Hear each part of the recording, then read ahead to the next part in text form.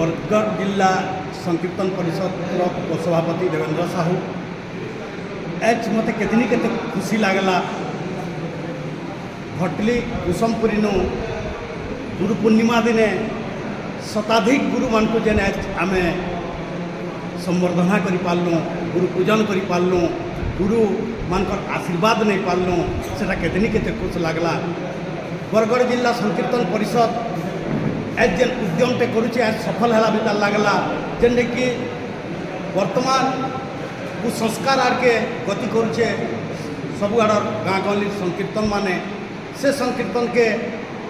सुधराबार लगी प्रकृत भारतीय संस्कृति के बचाबार लगी संकीर्तन संस्कृति के बजाय रखबार लगी एच अंचल शह शह कीर्तन दल आसिक जेन समस्ते जोग देछन और ई गुरु पूर्णिमा के उजागर करिछन समस्त को तो मुझे धन्यवाद देमी और समस्त को मुझे अनुरोध करमी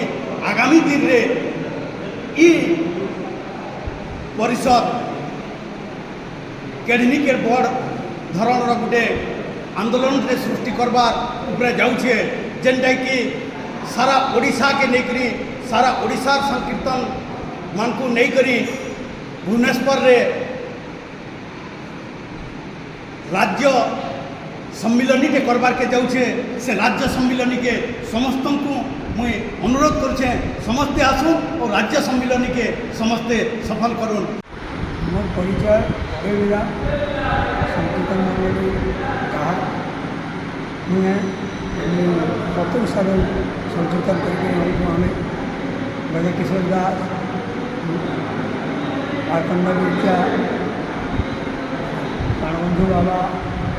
बड़ बड़ गाहर परिचय था सेटा से कीर्तन होता प्रकृति से छड़ा वैष्णव नीति अनुसार सब कीर्तन होता यहाँ दिन महिला मैंने कीर्तन कर प्राय 100 कीर्तन भल अच्छे महिला प्राय सब मिस कर जिला संकीर्तन परिषद संस्कृति